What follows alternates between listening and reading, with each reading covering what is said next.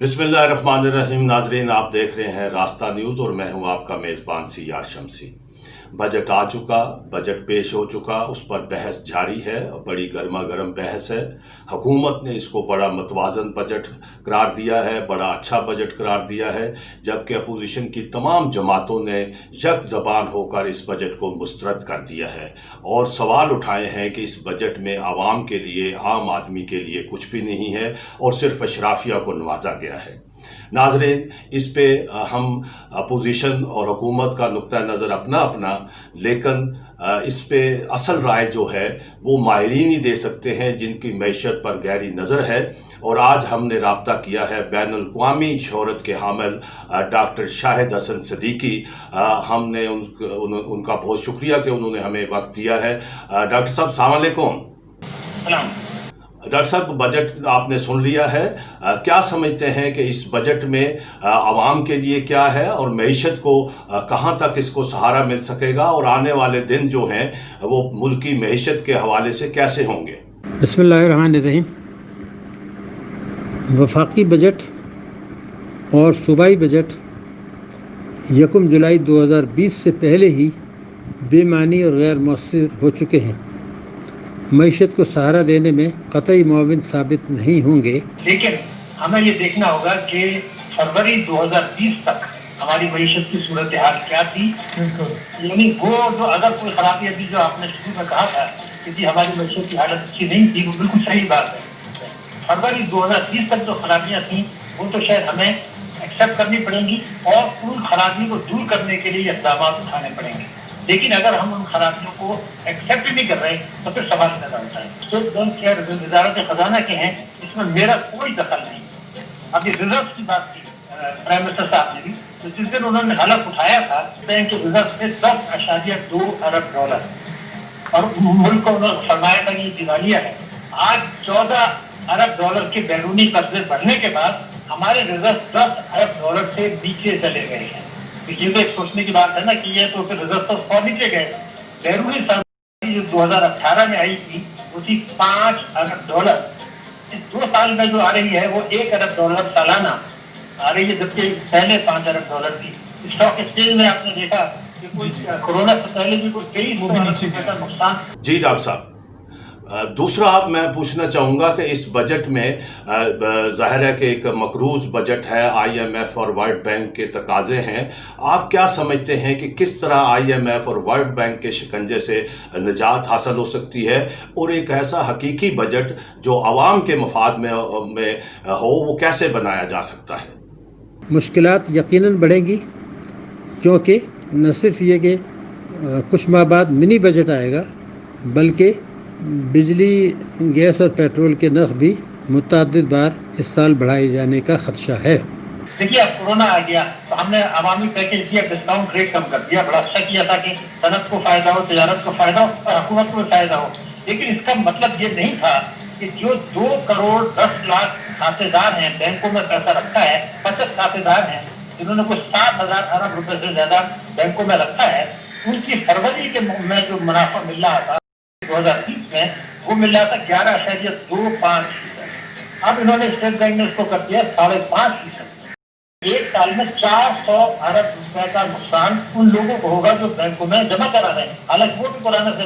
जी doctor साहब, आगे बढ़ते हैं और मैं आपकी तवज्जो इस जानब मबजूल कराना चाहता हूं कि अभी बजट बहस जारी थी कि तेल का बम गिरा दिया गया है, तेल को आग लग चुकी है और यकदम 25 रुपये जो है उसमें फ़ी लीटर इजाफा कर दिया गया है। इस इजाफे का क्या जवाज़ है और क्या बैनुल-अक़वामी सतह पर तेल जो है वो तो उसकी कीमतें कम हो रही हैं? आप क्या समझते हैं इसके पीछे क्या है? ज़्यादा तफसील में जाए बगैर मैं सिर्फ ये कहूँगा कि अगर इमरान खान या PTI के इंतखाबी मंशूर 2013 और 2018 और जो इंतखाबात 2018 में हुए उससे चंद हफ्ते कबल एक 10 नुकाती हिकमत अमली का ऐलान किया गया था, जिस पर कहा गया था कि 100 दिन के अंदर अमल किया जाएगा इक़्तिदार में आने के बाद। अगर उस पर अमल किया जाए तो मेरे ख़्याल से ये मकसद हासिल हो सकता है। اور ہم IMF کے چنگل سے نکل سکتے ہیں. یہ جو وبا آئی ہمارے پاس آئی ہے، اللہ تعالیٰ نے مجھے اور آپ کو، میری قوم کو جو صلاحیتیں دی ہیں اور میرے ملک کو جو وسائل دی ہیں، اگر اس کو دانش مندی سے استعمال کریں، میں ذمہ داری سے کہہ رہا ہوں، میں نے یورپ میں بھی کام کیا ہے، بینکنگ کی ہے، دوسری چیزیں، 1 سال میں ہم اس سے باہر نکل آئیں گے. لیکن اب دیکھیے میں بجٹ دیکھ رہا تھا، بس ان شاء اللہ تعالیٰ، لیکن پالیسیاں بدلنی پڑیں گی تو قدرت کا قانون ہے. اب میں یہ دیکھ رہا تھا کہ ٹیکسوں میں ہم طاقتور طبقوں کو چھوٹ دیتے ہیں بجٹ میں. 2018 میں دی گئی 541 ارب روپے کی، 2019 میں دی گئی 972 ارب روپے کی، اور 2020 میں دی گئی 1473 ارب کی. اب آپ اگر ناراض دیں گے جب کہ ٹیکس کی وصولی نہیں آ رہی، اس کا مطلب یہ ہے کہ عمران خان صاحب کا جو ایجنڈا تھا وہ پاکستان کی معیشت کی بہتری کی ضمانت ہے. میں آپ کو الفاظ استعمال کرتا ہوں، اس میں یہ تھا کہ بھائی جس آدمی کی آمدنی ہوگی ہم اس سے ٹیکس لے لیں گے، جتنے جو اس سے نہیں لیں گے. یہ قانون انہوں نے کہا تھا میں 100 دن میں نافذ کر دوں گا. یہ 70% پاکستان کی جو معاشی مشکلات ہیں وہ یہ ہے کہ اگر مشکلات میں ایک آدمی کو منافع نہیں ہوا وہ نہ دے، جس کو آمدنی ہو رہی ہے وہ اگر منافع دے. تو میں نے جو کیلکولیٹ کیا ہے، اللہ تعالیٰ میری بات کو جو ہے وہ صحیح ثابت کرے گا کہ 4000 ارب روپیہ ہمارا اضافہ ہوگا. جی، آپ نے بڑی تفصیل سے ڈاکٹر صاحب بات کی، اور میں سمجھتا ہوں کہ آپ نے وہ بنیادی نکات جو ہیں وہ اجاگر کیے ہیں کہ بجٹ جو لکھا ہوا کیا تھا، پڑھا کیا گیا ہے، گروتھ کیا تھی، ماضی میں اس کی کیا صورتحال تھی. میں آپ سے یہ پوچھنا جاننا چاہتا ہوں اپنے دیکھنے اور اس وقت سننے والوں کے لیے کہ کیا وجہ ہے کہ آج تک جتنے بھی بجٹ پیش ہوئے وہ تقاضے پورے نہیں کر سکے، اب ملک سے غربت ختم نہیں ہو سکی. آپ ایک ماہر کی حیثیت سے کیا سمجھتے ہیں کہ بجٹ کسے بنانا چاہیے، اور جو لوگ بجٹ بناتے ہیں ان کا وہ کون لوگ ہونے چاہیے، اور ان کا دھرتی سے کیا رشتہ ہونا چاہیے؟ دیکھیے، پیٹرولیم مصنوعات کی قیمتوں میں جو اضافہ ہوا ہے یہ تو ایک اسکینڈل ہے. پہلے تو یہ کہ جو طریقہ تھا اوگرا کے تھرو کرنے کا وہ نہیں کیا گیا. دوسرا یہ تھا کہ یہ تھا کہ جو ہمارے پیٹرول پمپس ہیں کچھ انہوں نے بھی ذخیرہ اندوزی کی بھی تھی، اور جو آئل مارکیٹنگ کمپنیز انہوں نے بھی کی ہوئی تھی. حکومت پر وہ دباؤ ڈال رہے تھے. کورٹ نے حکومت کو اجازت دے دی تھی کہ وہ تحقیقات کرے آئل مارکیٹنگ کمپنیز کے خلاف. لیکن اس حکومت کی بیشتر پالیسیاں مجھے ایسی نظر آتی ہیں کہ طاقتور طبقوں کے دباؤ پر ان کے ناجائز مفادات کے تحفظ کے لیے ہوتی ہے، معیشت کی بحالی کے نہیں ہوتے. چنانچہ کچھ لوگ کہتے ہیں کہ جی حکومت نے آئل مارکیٹنگ کمپنیز کے خلاف جو ہے وہ سرنڈر کر دیا، گھٹنے ٹیک دیے. لیکن یعنی بنیادی مقصد یہ ہوتا ہے مارکیٹ بیس اکنامی میں کہ ریگولیٹرز مضبوط ہوں. یہاں تو آپ نے ریگولیٹر اوگرا کو بالکل ہی الگ کر دیا. دوسرا یہ تھا کہ اگر آپ ان کے ساتھ مل جائیں، کلوژن ہو جائے یا گٹھ جوڑ ہو جائے، جو مجھے نظر آ رہا ہے، تو پھر تو بڑی مشکلات ہوں گی.